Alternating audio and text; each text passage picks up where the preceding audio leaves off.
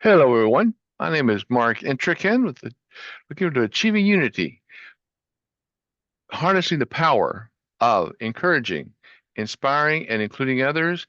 Is all about ending anger, hate, and prejudice. On the screen right now, you will see my Achieving Unity guide, which is available to everyone. And please reach out there and get that. Get signed up on my newsletter, and we'll all connect, work together in this process.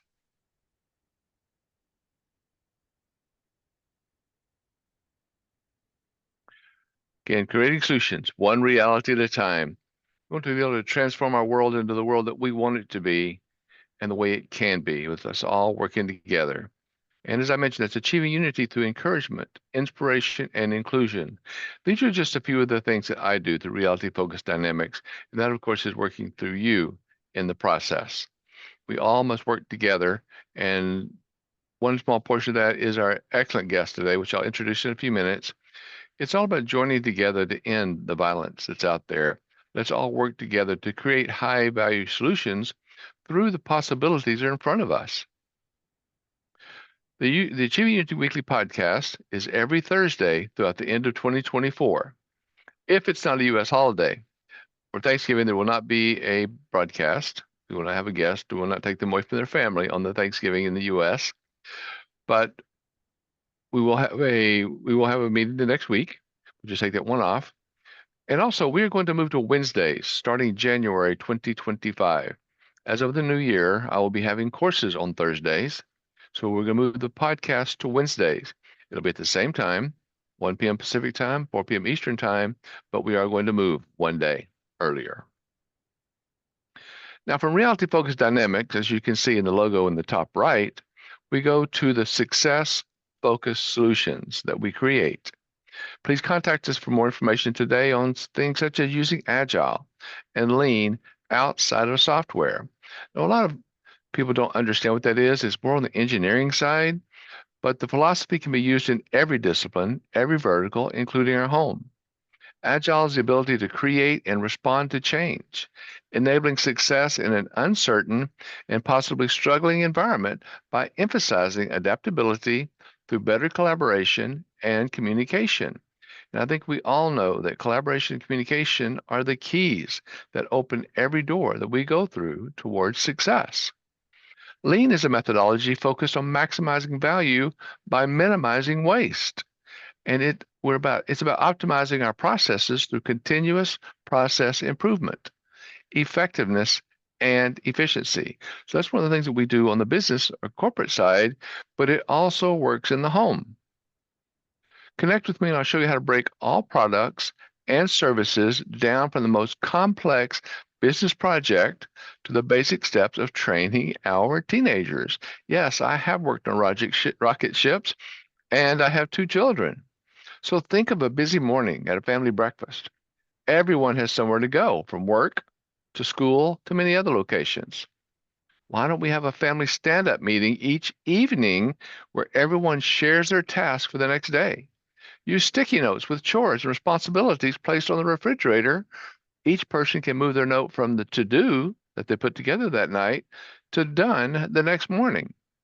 You could even create a breakfast station with pre portioned ingredients and a weekly meal plan that minimize decision fatigue and reduce time spent searching for items, can help everyone in the family or on the most complex team to join in on a smoother and more efficient process.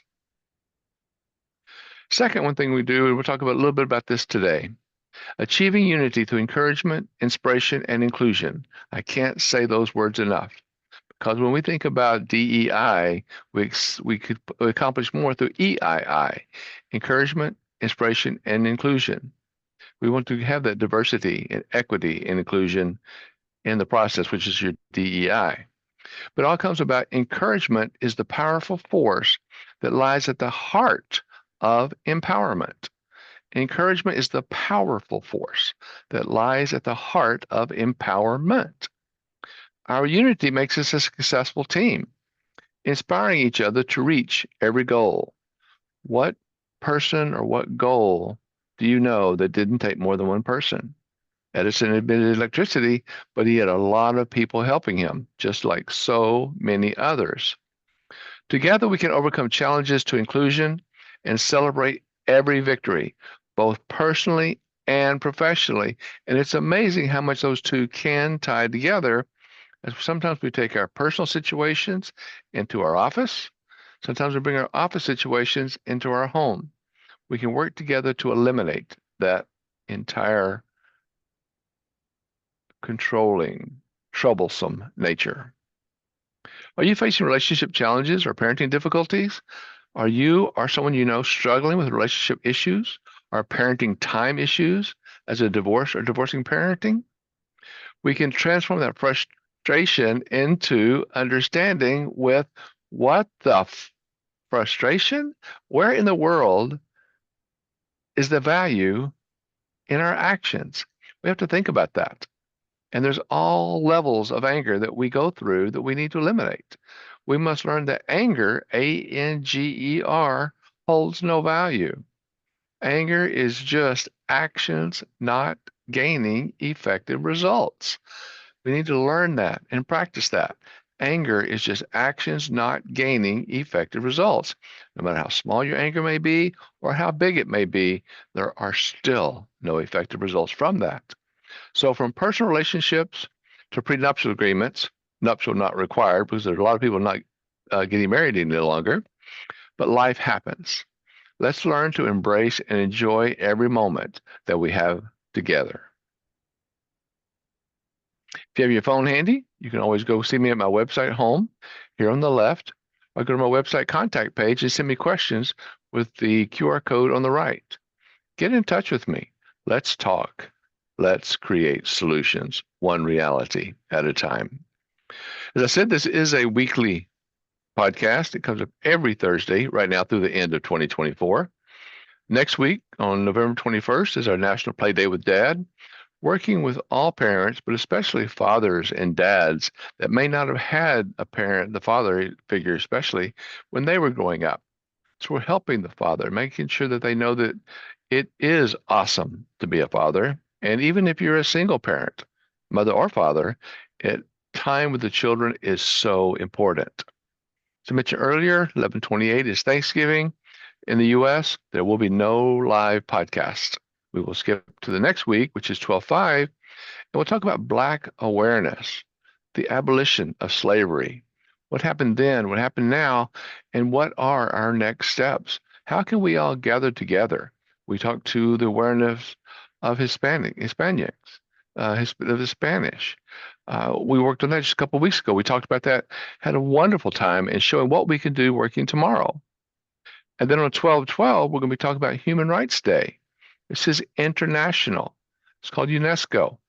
It's a Human Rights Day for around the world. The week after that, we're going to be talking, that'll be on 12/17, about kindness and how we can make the holiday period good for everyone. Please join us each week. Today, we have a special guest. This is an awesome situation of a person who has gone through a very traumatic ordeal, but is able to share that with us and help us learn how we can help each other in ending anger, domestic violence all around the world. Tara Woodlee, President and CEO of Break the Silence Against Domestic Violence, again, that's Break the Silence Against Domestic Violence. Previously, she served as board president from 2018 to 2022. But the sad story is that Tara lost her 20-year-old daughter, Ashley Lindsay, and her unborn granddaughter, Patience Lynn, to a brutal act of domestic violence that made national news. Tara's going to share that raw truth about domestic violence and allow our audiences, each of us, to learn about the impact that abuse has on families from generation to generation. If you notice on the bottom right, you also see the website, the breakthesilencedv.org. Go out there after the podcast today and learn more. For now, Let me get over here, get out of this screen, stop sharing, and let me bring in Miss Tara Woodlee. Okay, give me just a second. Let me try that pinning here. I'll spotlight you for everyone.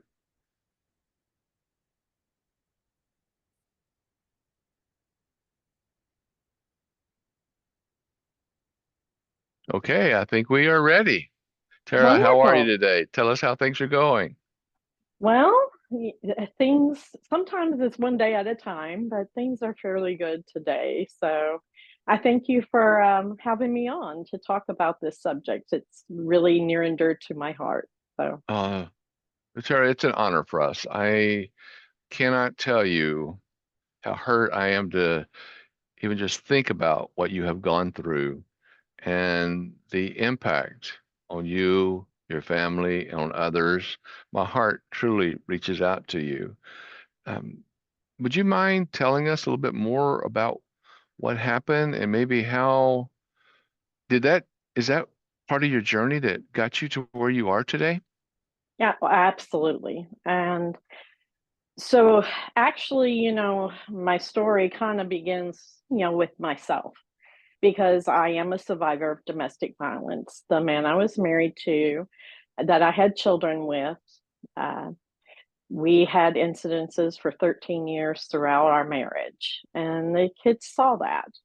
And it had reached a point where I did leave and divorced. And, um, the children were young. They were, preteen, the teenagers. And Ashley, my youngest daughter, I have two daughters. Ashley, my youngest daughter, was very impacted by it because during the divorce, there actually was an incident between her and her father as well, where he had put his hands on her. And it really impacted her in a way that I just did not really see through her teen years. She was a very strong willed child and she made exceptionally good grades.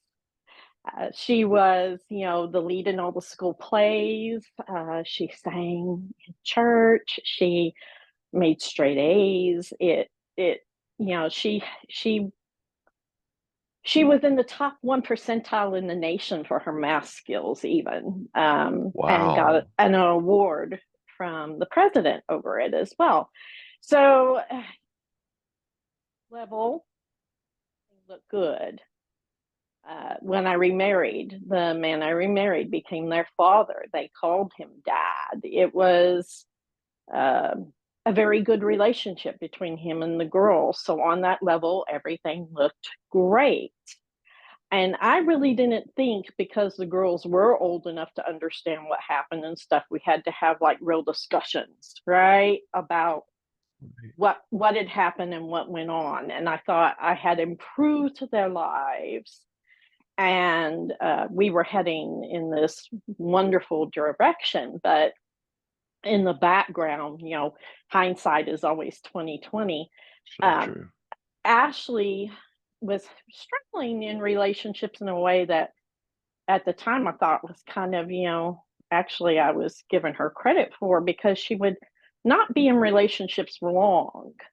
She would, but it was always some kind of excuse. He called me ugly. Oh no. He tried to tell me what to wear. So she broke it off. And I thought, oh, good. She did get the point, right? But at the same time, I don't think I conversed enough with her about what to look for that was healthy, along those lines. And uh, by the time she hit 19, she had started to date more and venture out. And she met a young man, Joshua Mahaffey, and he's about 9 years older than her. Wow. And he said all the right things.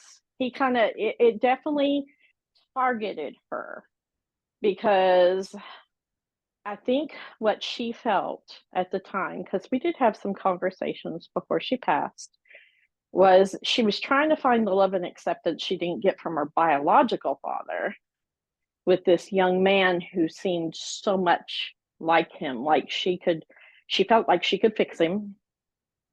She thought she could fix the relationship. She was saying similar things to, like I said in my relationship. Oh, he has potential, because I was 19 too, and um, I don't think she really knew what she was in for because he moved her very fast.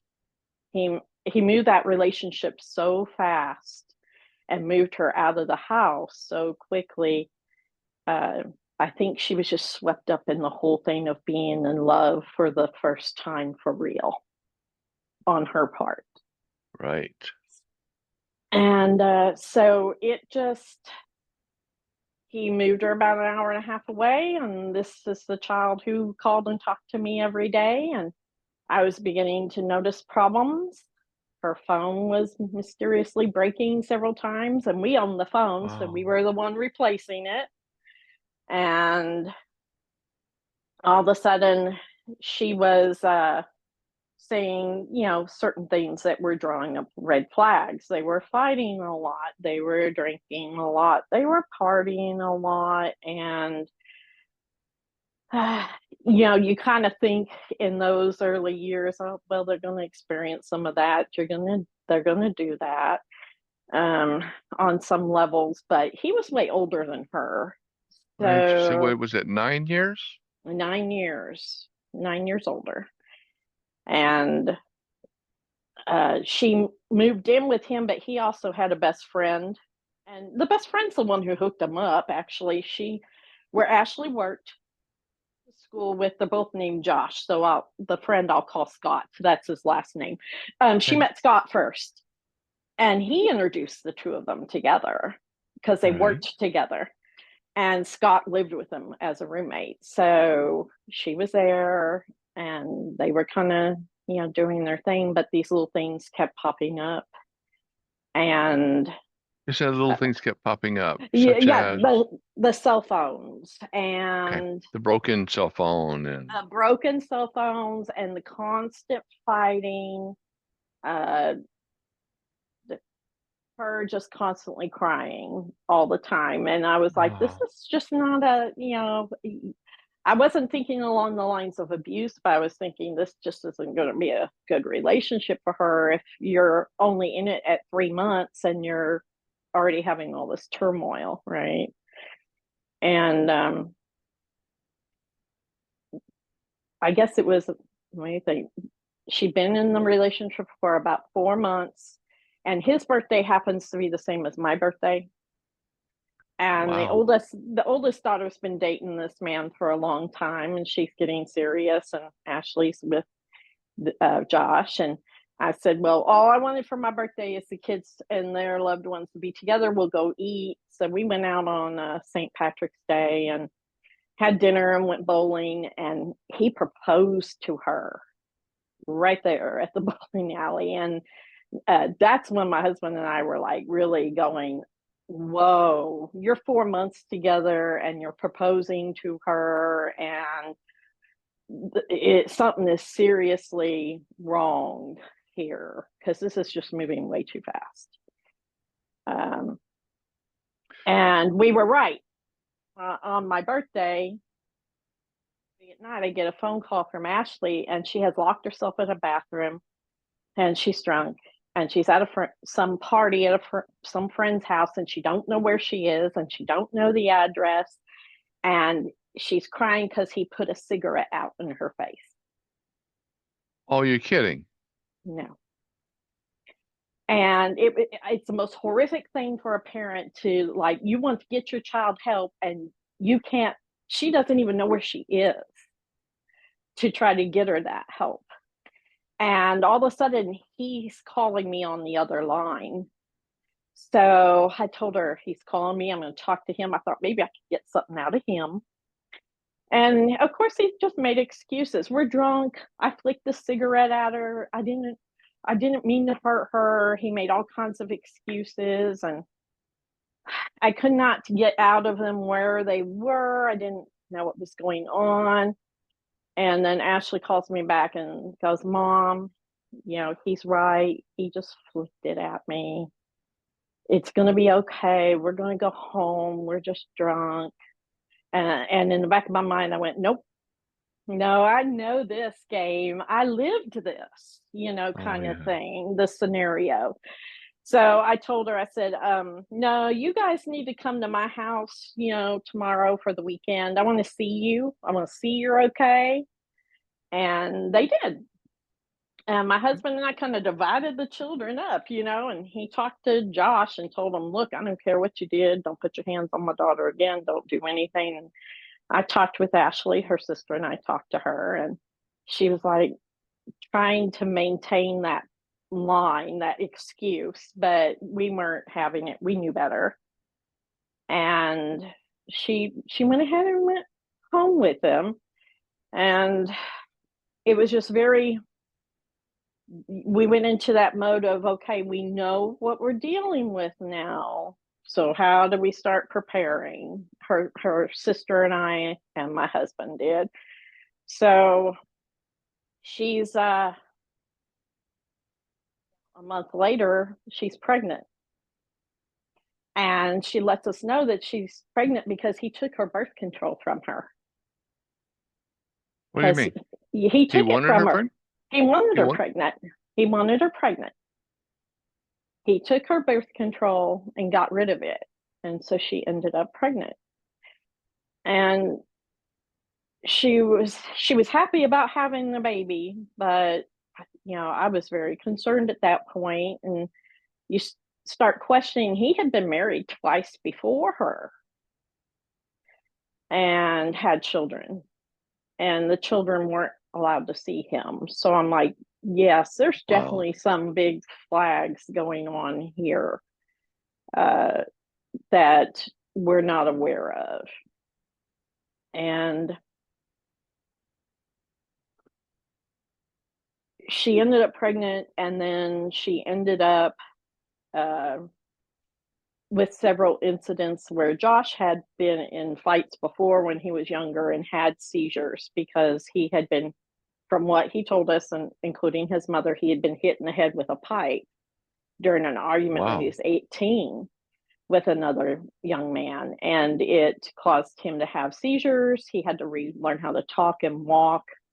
Well, he always used the seizures as an excuse with Ashley. So in the background, he was slapping her and abusing her physically, and then he would say he wouldn't remember because of these seizures. So she, That's definitely a medical situation that needs to be yes, reviewed, right? Not just right, let go. Okay. right.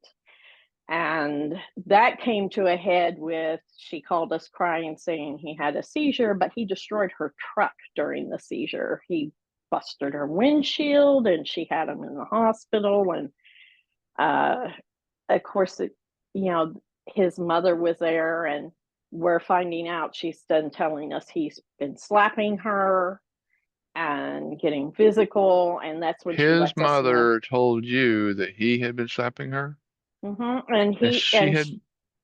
and she had been there. And so we ended up having, again, my husband and I trying to have a talk with all the parties, going, this is not right. You You guys spoke with need to authorities. Help me out there. What are you saying? know, like, mother and him with Ashley and Josh, because she wasn't going to report anything. She wasn't. And at that point, and I told her, I said, you know what this is. You saw your father and I go through this. Don't do this with you and your baby. Don't do this. And Josh's mom looked at me and said, if your daughter wasn't so mouthy, she wouldn't get slapped.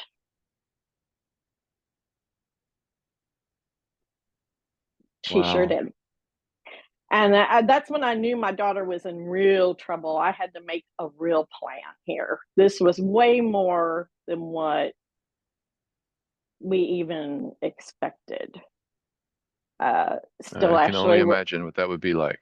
yeah, Ashley said, well, they're going to go to church. They're going to get counseling.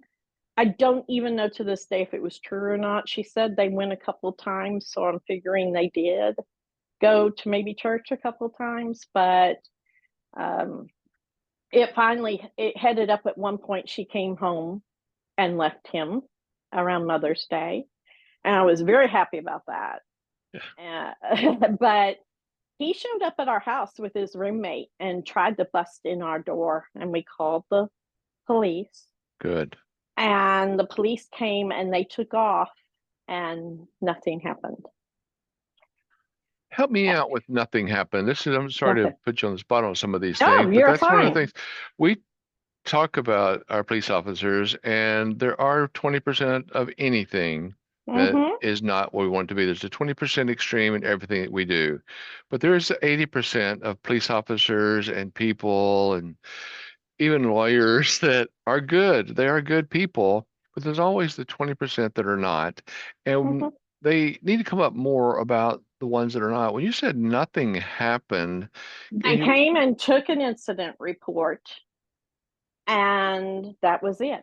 They did not even inform us to try to go get a restraining order or a protective order.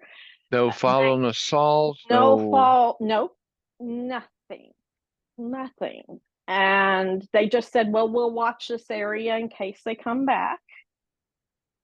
And that was the end of that incident. That's wow. where it ended. Okay. And she, 2 days later, of course, he got a hold of her through Facebook Messenger and tried to tell her. He told her he'd had another seizure.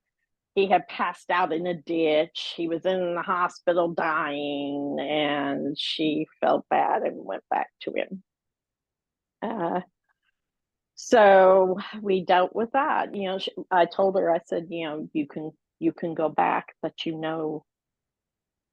darling, what you're dealing with here, we know what this is. Please do not go back. I said, but I will tell you, you're in danger. You're endangering yourself. You're endangering that baby. And you are always welcome here, but that young man is not welcome here. And she said, I understand. And 2 weeks later, he called me wondering where she is. And I was like, oh, thank you, Jesus. She left him. He's looking Yeah. for her. And I'm like so elated. I thought I'd hear from her. And for 2 whole days, all I kept hearing was him. And I'm like, you You have done reported to the something. police or anything at this time, or? Had talked to them, but she's not considered a missing person for 48 hours. And we know this drill somewhat because my husband is an ex-corrections officer, and he also did some work for the DOJ. So we kind of know what the procedures are. I'm kind of thinking maybe she's just hanging out at a friend's house and she'll contact me. But after 2 days, he said this one comment that just really threw me, because he said they lived off near a lake. They were in a lake community. He said, why don't you come over here and help me check the lake? Maybe she's in the lake. And I was He like, said maybe she's in the lake. mm-hmm. He did. And I thought, oh, Lord, he has killed her. He hadn't at that point, but I thought he had with that kind of a comment. And we called them and they issued a BOLO alert for her. And a BOLO alert is Is basically like a missing endangered person alert. okay. Hmm. Uh, for adults, it's like an Amber Alert for adults. Okay. And we went on another 48-hour journey of uh, looking for her, searching for her, the press coming, putting her picture out, looking for her. Okay. And finally, on the fifth day, she called me early that morning, Friday morning. She called me because she didn't know any of that was happening in the background. She was hiding at a friend, and she had gone up to Josh's mom's employer to give her Josh's debit card. She had Josh's debit card in her possession, and she didn't want to get in trouble. and she didn't want the law to come after her. She was trying to be sure he had that so that he didn't have an excuse, right? Right. And his mother's like, everyone's looking for you. You know, you're all over the news. And so she called me, and I said, okay, baby, but I can't take a BOLO alert off of you. An officer has to see you now to take I that think off of that's a you. be on the lookout. I think that's what that stands Yes, for. yes, yes. And um, so we have to call an officer out, and we're about an hour and a half away, like I said. And she said, okay. And her dad got on the phone and had an officer meet up with her. And I stayed on the phone with her. And uh, the officer, after she was speaking to him, which I heard everything, I asked to talk to the officer. She was beat up pretty bad. And that's what he was like, she's got bruising really bad. Okay, now this again Uh, is a couple of days later, right? She hasn't been seen. She it's hasn't been, and 5 days after she left. she still has bruises, or because she Oh, hasn't seen him for yes. 5 days, and these bruises are still there 5 days later. Significant bruising. Wow. And he said, we're going to file charges. That's when he explained to her how she can go get a protective order. But since it was a Friday, and the judge was out, that she may have to wait till Monday to be able to get that. And uh, yeah, and I said, well, I'm going to come to you because I have to see you. And I drove to her, and she told me what had happened. She went to leave, and he would not let her leave. He he he shook her around. He drug her around by her hair. He put her head through a wall. She had bruises all up and down her arms, bruising all over her stomach because once she was down, he was kicking her in the stomach, telling her she wasn't leaving without that baby. She wasn't going to leave and have that baby. And then he took her into the bedroom. Mind you, that incident happened a week before then. So now we're talking, actually, the incident was 7 days. Wow. And he took her into the bedroom and tied her up for the weekend. And she had rope burns on her arms, and left her there while him and the roommate, Scott, who saw all of it, went out partying the weekend and left her there Left her tied up at home. for two They days. went, And they went partying. And when he came home, Ashley said, Mom, I had to pretend with him because he told me the only way he'd untie me is if we got back together, and he wanted proof, and proof was relations. And she said she had to pretend in order to get untied. So not only do we have that, but now we're talking about, sexual assault, because that's what that is. He that is. coerced it. And she was I wanted to bring her home again. And she was very, very adamant about she wasn't coming home because he had threatened that he was going to kill me and her sister and would rape us in front of her if she came home. And she believed him. She said, he will do it. You do not understand this man and who I'm dealing with. And so we made arrangements, and she stayed with different friends. She went and got an emergency protective order. We put charges through the system. She started counseling and services through the crisis center. So we were doing everything by the book at It this sounds like point. it. Yes. At this point, we were doing everything by the book for her. And it was a month and a half of hell because she's hiding from him. He's looking for her. We're looking for him. And it came full circle on the 4th of July in 2012. He had figured out where she was and where she was working because she went and got a new job. And he started calling her work, threatening to kill everybody there. So the police came and did more charges. He But let him loose. started, They did not keep him in custody or anything. He's making he's threats about. calling, he's calling and making threats. He's calling. Um, he's telling her what she's wearing, wherever she is, and calling and threatening. During one of the incidences, the police officer showed up to take another report, and he called while the officer was there, and the officer is trying to convince him, hey man, come tell me your side of the story. He's trying to coax Josh, but Josh has been through the system, because at this point we have found out, when Ashley went to go get her first protective order, that we had to file for the emergency one, that Ashley was number 8 out of a list of women he had assaulted and abused. 8. Number 8, 7 Number 8. previous. And he had been to prison for the first wife, what he had done to her. And the police department knew about this in their review and exploration of. Yeah. Yeah. So we even had one woman, when Ashley filed the initial emergency protective order, said, who are you filing against? And she said Josh's name. She goes, oh, well, you should have known. Well, Ashley didn't live in that community. She didn't know Josh. How would she know? And so that community was very aware of who he was, what he was. And we were just floored because we didn't live in that area. We didn't know.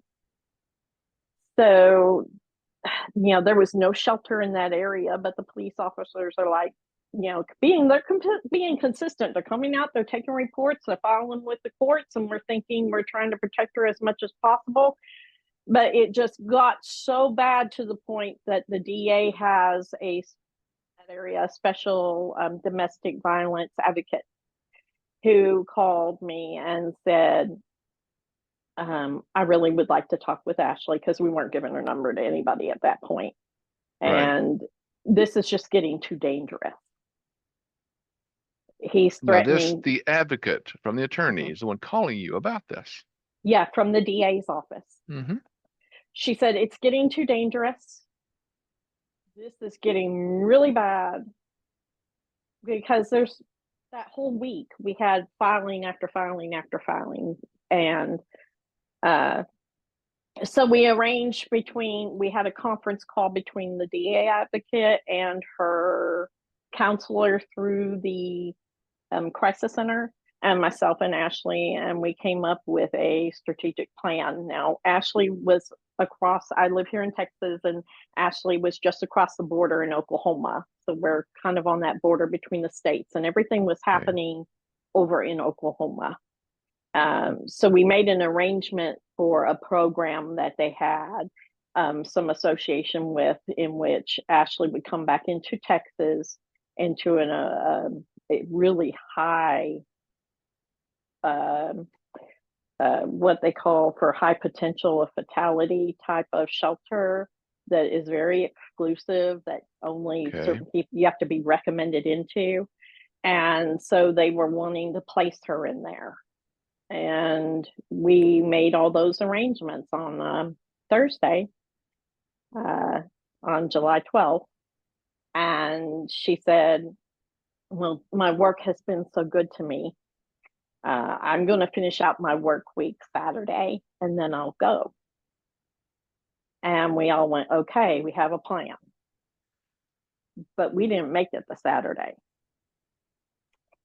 So in the background, what we didn't know was that evening, Scott had called his mother's ex-boyfriend and asked for a ride, because between the two Joshes, they did not have a car.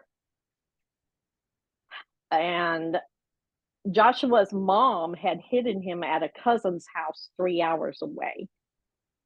So Scott asked his mother's, I know it gets complicated, his mother's boyfriend to give him a ride. And he took that man down a path by that lake that we talked about earlier. Right. And and he shot and killed him and stole his money in his car and dumped his body at the lake. And he drove 3 hours to go pick up Josh. That night, the night before. So that next morning, they drove back into Oklahoma, and they met Josh's mom at a gas station. Josh's mom, now the car is full of this man's blood. She saw that. They told her what had happened and that they were going for Ashley next. And she gave them gas and cigarettes and beer and sent them on their way. Tell me that again. She did. She bought their gasoline, she bought them beer, and she bought them cigarettes and sent them on their way. Their plan, what we found out, the police told us afterward, was to catch Ashley and myself at the courthouse that morning. Ashley was supposed to renew her emergency protective order. He knew the system, so he knew she had to renew it every 21 days. What he didn't know was, because of the holiday in July and vacation, the judge asked us to come in 2 days previous because he wasn't going to be in court that Friday, and go ahead and do the paperwork to renew it. So we weren't at the courthouse. He was going to shoot us down at the courthouse. And so when we weren't at the courthouse, he went from there to Ashley's work, but Ashley wasn't at work yet. So they saw them pull up at work, and she wasn't there yet. And in the meantime, I had seen on Facebook that Scott had posted a picture of a gun on Facebook. And we were calling the police, my husband and I, and the police told us, well, I'm sorry, we can't do anything about a gun on Facebook. And I said, well, to me, this is a declaration of they are coming for her. That's what this is. Can you not have somebody go meet her at work or something like that? And they said, no, not without something happening. And I called Ashley and I told her what was happening. I knew she was fixing to leave for work, and I begged her to please be careful. And my husband and I, when I got the phone with her, decided we were going to go ahead and get ready and go up there to her. Right. Mm-hmm. And he left work and went to the house where she was staying, and that's where everything went down. He broke in the front door while Scott broke in the back door, and he cornered So Ashley. they were working together in this. Mm-hmm. Totally. They sure Okay. were. They sure were. And he cornered her. She tried to protect herself in the bathroom, and he shot her twice because they struggled with the gun. He shot her in the shoulder and then in the head, and then he shot and killed himself.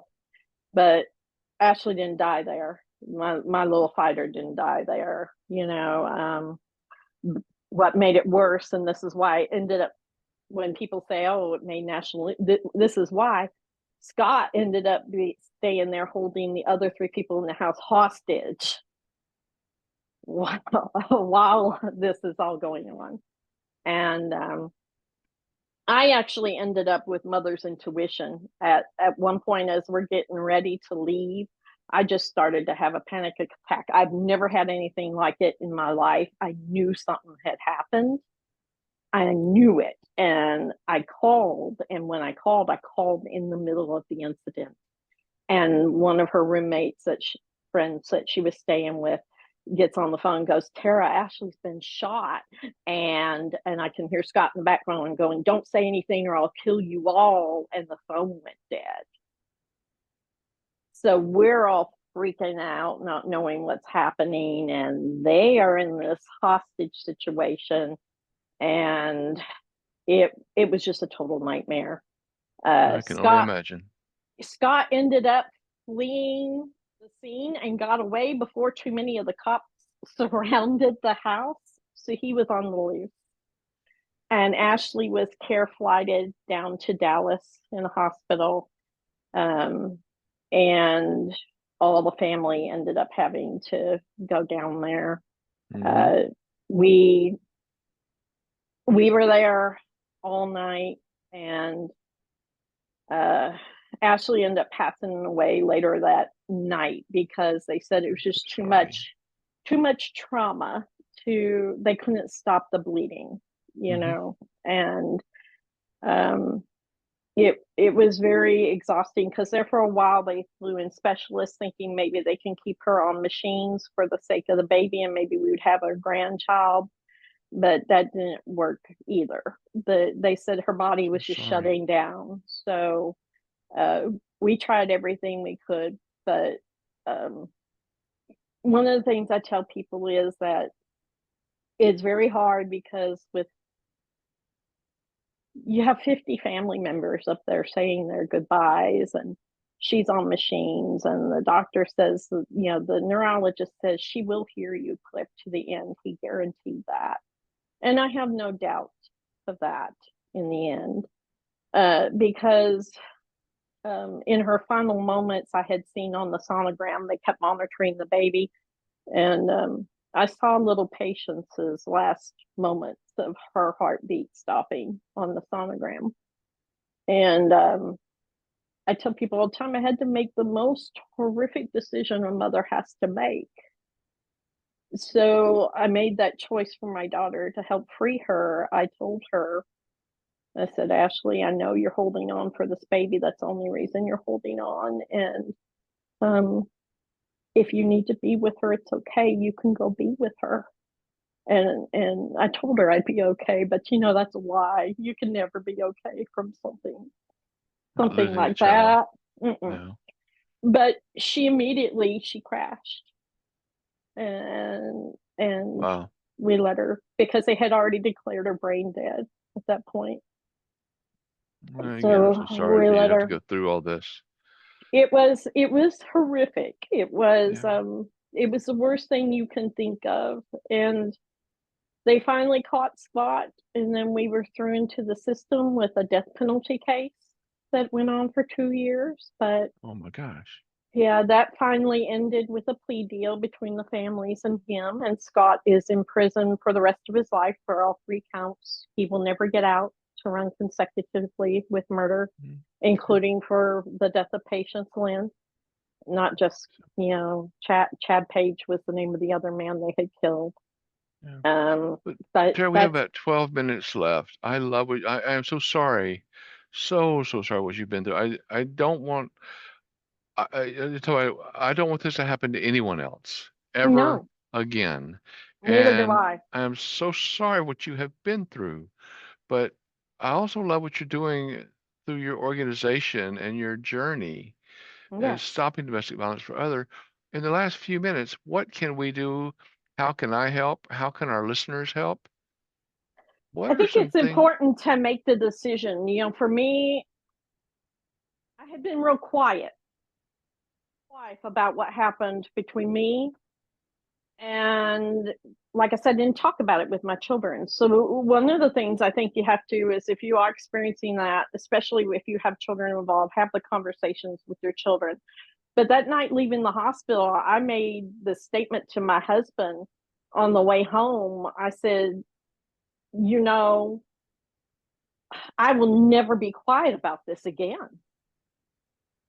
Thank And I you. have not, because raising my voice and putting Ashley's story out there, it started a chain reaction. Just my one voice. Her friends who were in domestic violence situations started leaving and getting new lives. And then, because of it being in a national spotlight, we used that to promote Ashley's story in a way to save, even if it was just one person.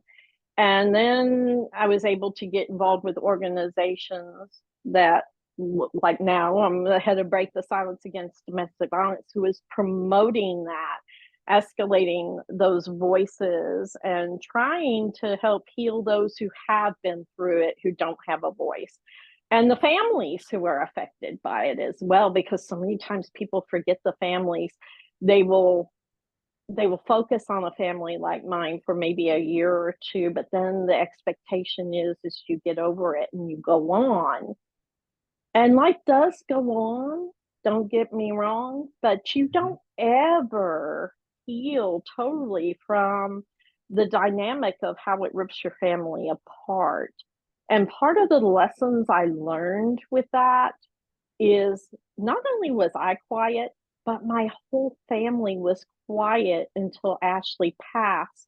And then everybody started talking about this generational abuse that went down the line through my family 100 years that nobody talked about, nobody did anything about.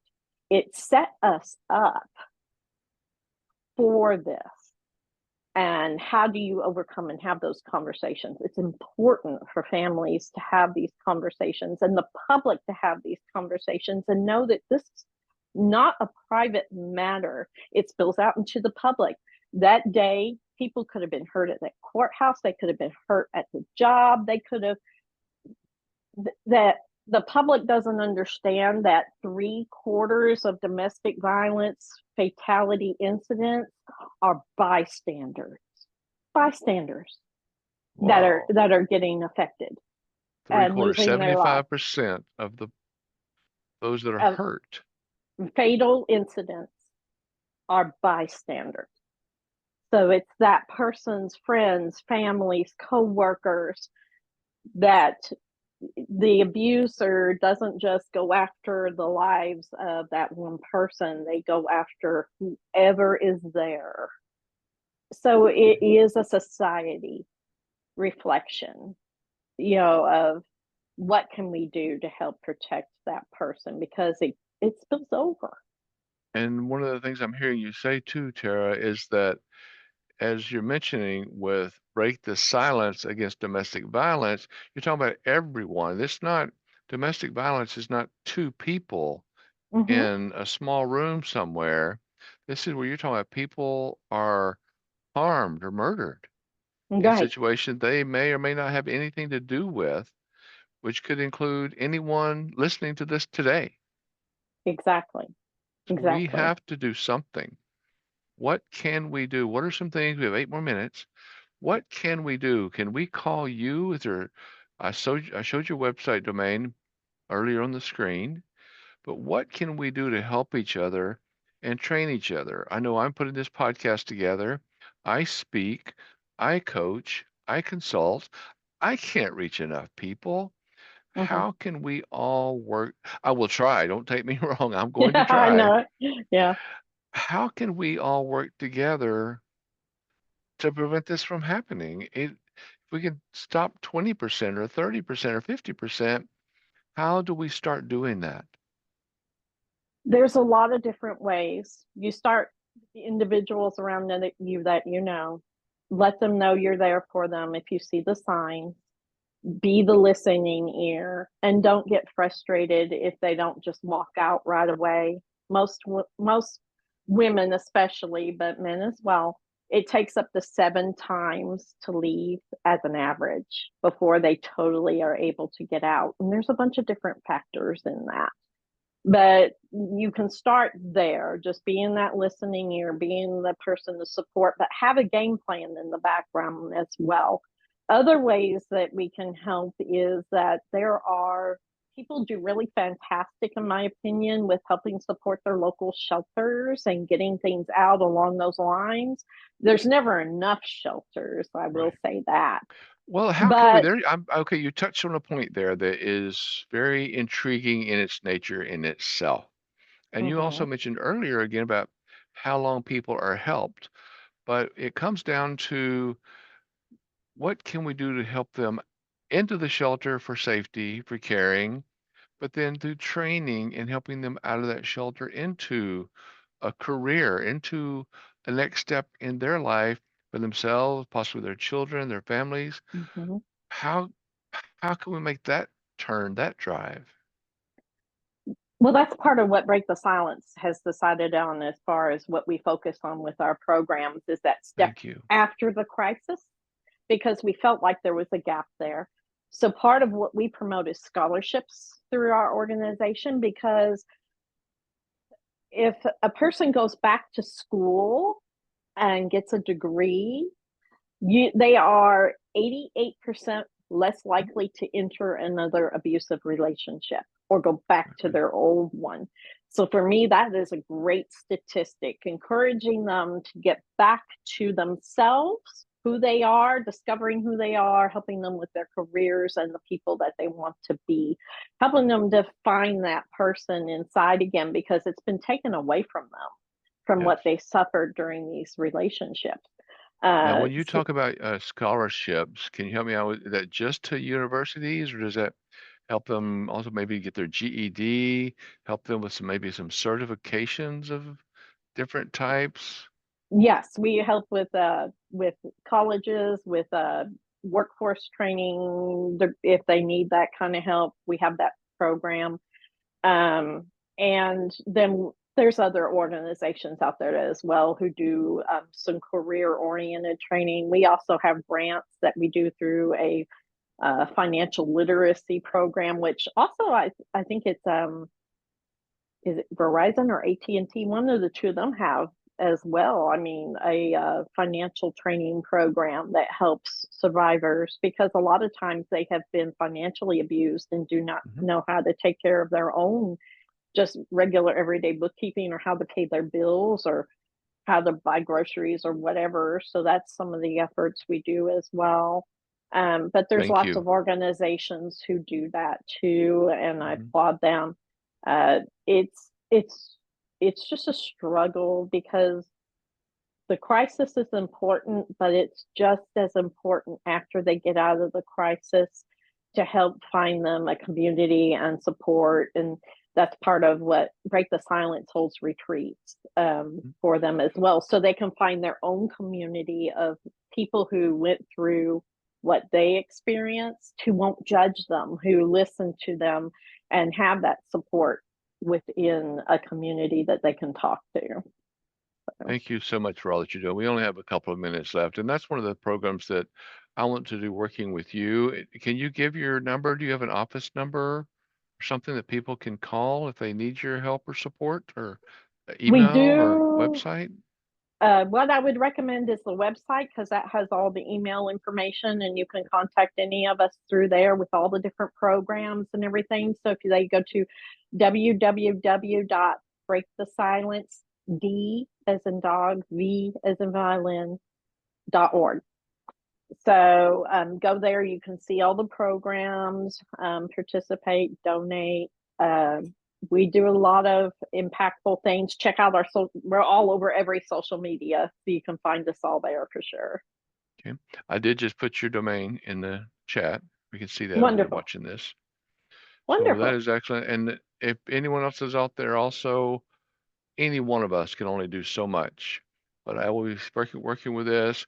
Ms. Agape Garcia and I are working on another program to help get this out to more. I'll be working with Ms. Woodley as well. Let's all come together in helping so other mothers like Tara, we feel for her so much that we can do something to educate people. And I think that is still our biggest problem because, Tara, as you mentioned, family, 100 years of this. Hmm. So many times it's our culture, it's our Yes. learning, and sometimes we just don't know. That's no excuse.